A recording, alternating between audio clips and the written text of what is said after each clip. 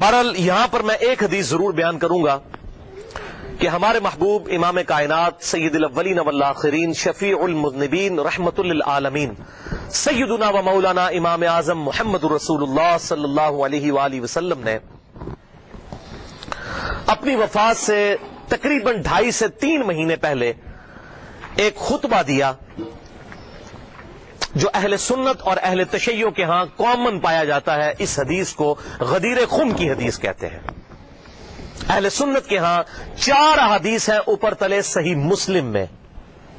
International number کے مطابق فضائل علی والے چیپٹر میں صحیح مسلم میں 6225 6226 6227 اور 6228 4 طرق امام مسلم رحمہ اللہ تعالی فضائل علی والے چیپٹر میں لے کر آئے. غدیر خم کی حدیث کہ آپ صلی اللہ علیہ وسلم نے حجۃ الوداع سے واپسی پر 18 ذوالحجہ کو خم نامی گاؤں میں پانی کے لیے پڑاؤ کیا اور آپ صلی اللہ علیہ وسلم نے کنکلوڈنگ گفتگو وہاں پر کی. آپ صلی اللہ علیہ وسلم کے لیے اونٹ کے پالان کا ممبر تیار کیا گیا. آپ صلی اللہ علیہ وسلم نے صحابہ اکرام کو مخاطب کیا اور کہا کہ اے لوگوں آگاہ ہو جاؤ، میں بھی ایک انسان ہوں.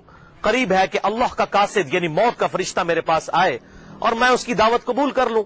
ہر شخص نے دنیا سے جانا ہے، میں نے بھی جانا ہے. میں اپنے بعد تم میں 2 بھاری چیزیں چھوڑ کر جا رہا ہوں. ان میں سے پہلی چیز اللہ کی کتاب ہے. اس میں ہدایت ہے، اس میں نور ہے. تم اللہ کی کتاب کو پکڑو، اپنا تعلق اس کتاب کے ساتھ مضبوط کرو. اللہ کی کتاب اللہ کی رسی ہے، جو اسے پکڑے گا ہدایت پر ہوگا، جو اسے چھوڑ دے گا گمراہ ہو جائے گا. وَاعْتَصِمُوا بِحَبْلِ اللَّهِ جَمِيعًا وَلَا تَفَرَّقُوا، یہ ہے اللہ کی رسی. اور پھر زید ابن ارقم کہتے رہے آپ صلی اللہ علیہ وسلم ہمیں ترغیب دلاتے رہے اللہ کی کتاب اللہ کی کتاب اللہ کی کتاب.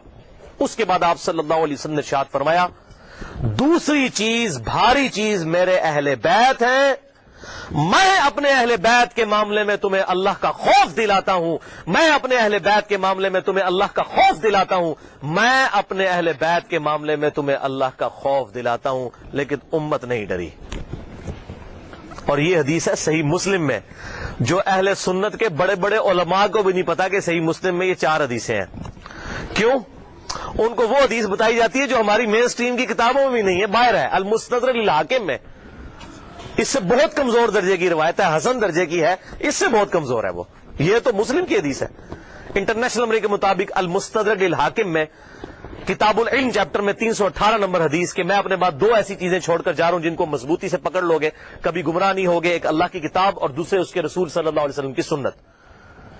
یہ حجۃ الوداع پر آپ نے فرمایا تھا، لیکن یہ اس کے بھی بعد کا خطبہ ہے، اس کو بھی سپرسیڈ کرنے والا جو صحیح مسلم میں ہے کہ کتاب اللہ کو پکڑنا اور اہل بیت کے معاملے میں اللہ سے ڈراتا ہوں، ان کے ساتھ اس نے سلوک کرنا.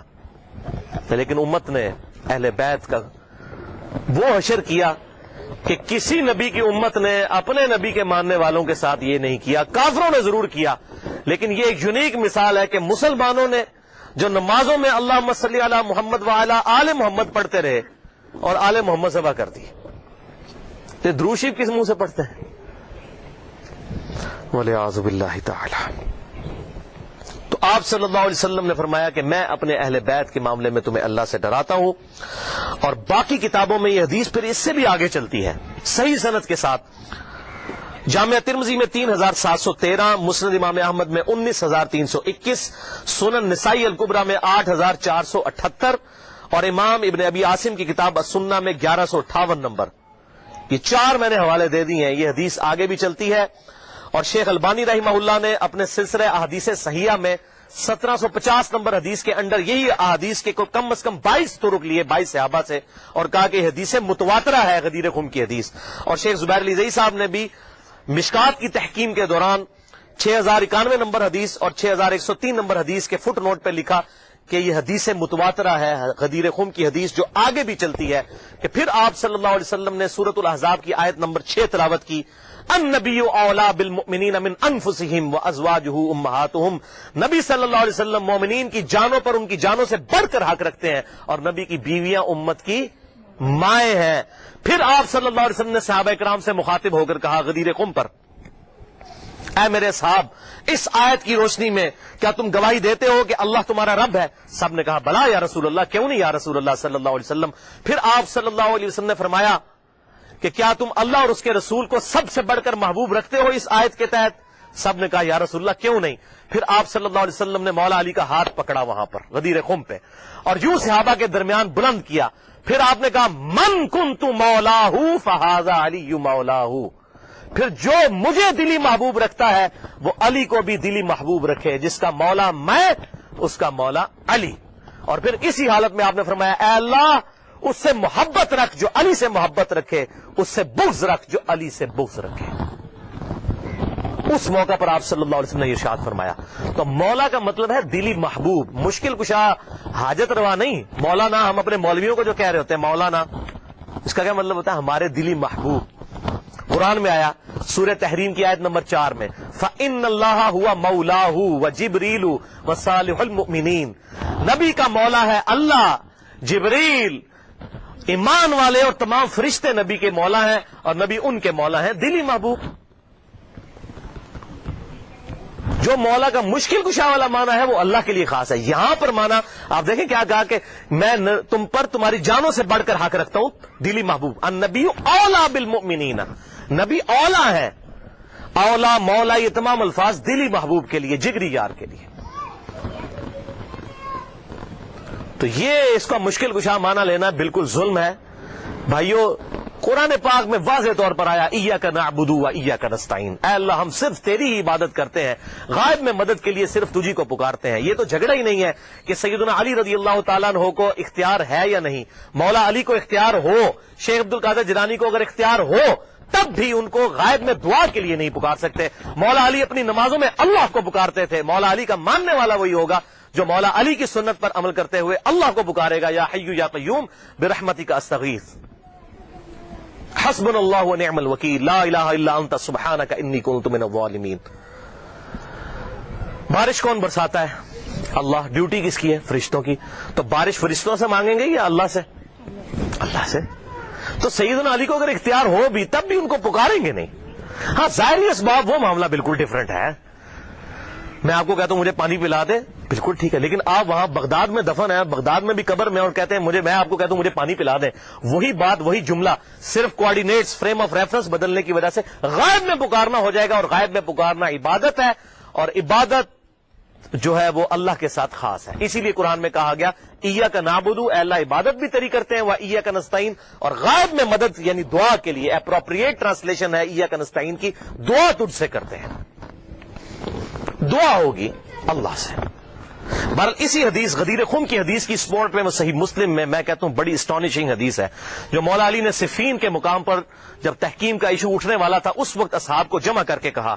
صحیح مسلم انٹرنیشنل نمبرنگ کے مطابق 240 نمبر حدیث, اور امام مسلم اسے کتاب الایمان والے چیپٹر کے اندر لے کر آئے ہیں کہ سیدنا علی نے کہا کہ اس ذات کی قسم کہ جس نے دانے کو پھاڑ کر اس میں سے اناج اگایا اور تمام مخلوقات کو پیدا کیا, نبی امی صلی اللہ علیہ وسلم نے مجھ سے یہ عہد لیا تھا کہ علی سے محبت نہیں رکھے گا مگر مومن, اور علی سے بغض نہیں رکھے گا مگر منافق. محبت علی از دا لٹمس ٹیسٹ آف ایمان. آج کسی کو چیک کرنا ہے کہ مومن ہے یا منافق ہے, دیکھ لیں مولا علی کی محبت ہے تو مومن ہے, اور مولا علی کا بغض ہے تو پکا منافق ہے.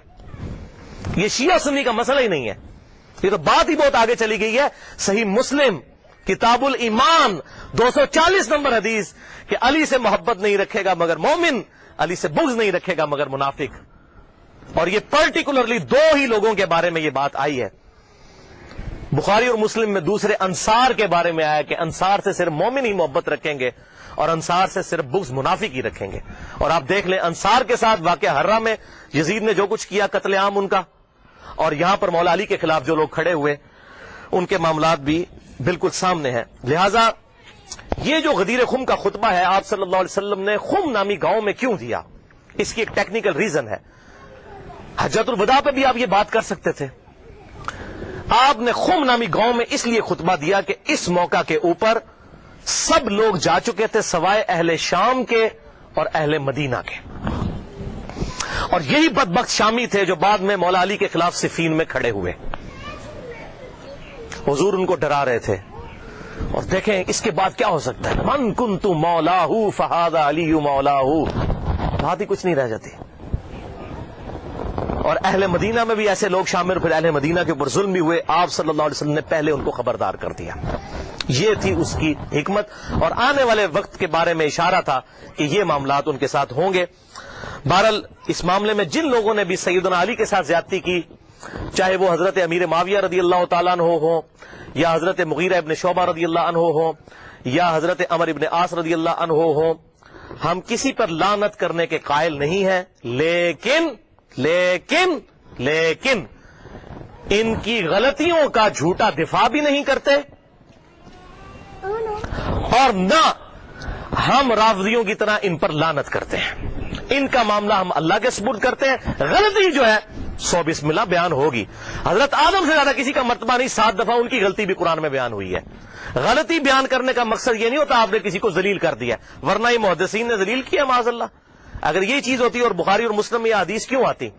تو اس پہ میرا پورا ایک علیحدہ سے ریسرچ پیپر یہ والا میں نے جو بتایا، اور لیکچرز بھی موجود ہے کہ کس طرح حضرت علی کو جمعے کے خطبوں میں گالیاں نکالی جاتی تھی۔ بخاری میں، مسلم میں، ابو داؤد میں، ترمذی میں، نسائی میں، ابن ماجہ میں کتنی احادیث موجود ہے۔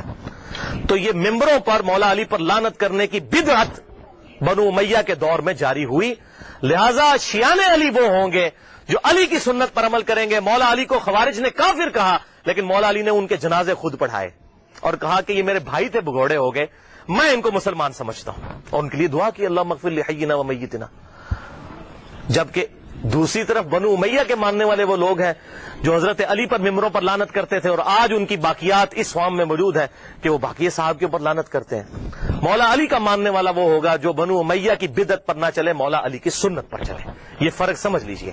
تو شیعان علی سے مراد علی کے گروہ کے لوگ، خالی ٹائٹل لگا لینے سے نہیں۔ آج سنی کون کون نہیں اپنے آپ کہتا؟ بریلوی کہتے ہیں ہم سنی ہیں، دیوبندی کہتے ہیں ہم سنی ہیں، اہل حدیث کہتے ہیں ہم سنی ہیں، لیکن ایک دوسرے سے پوچھیں وہ کہتے ہیں نہیں اسی سنی ہے، دوسرا سنی نہیں ہے۔ تو ٹائٹل آپ لگاتے رہے، بے شک شراب کی بوتل کے بعد روح افزا لکھ لینے سے روح افزا بن جائے گی، یہ جامع شیری بن جائے گی؟ نہیں۔ اصل تو بات یہ کہ واقعی علی کا شیعہ کون ہے؟ شیعہ علی کا وہی ہوگا، علی کے گروہ کا آدمی وہی ہوگا جو مولا علی کی سنت پر عمل کرنے والا ہوگا۔ اور مولا علی نے ہمیں یہی درس دیا ہے کہ کسی بھی شخص کے اوپر لعنت نہ کی جائے۔ یہ لعنت کرنا تو بنو امیہ کی بدعت ہے، جو ان کے طریقے پر چلنا چاہتے ہیں، ان کی پارٹی میں قیامت والے دن اٹھنا چاہتے ہیں تو بے شک اٹھیں۔ ہم تو مولا علی کے ساتھ ہیں، دنیا میں بھی انشاءاللہ اور آخرت میں بھی انشاءاللہ مولا علی کے ساتھ اٹھائے جائیں گے انشاءاللہ تعالی، اور اہل بیت کے ساتھ۔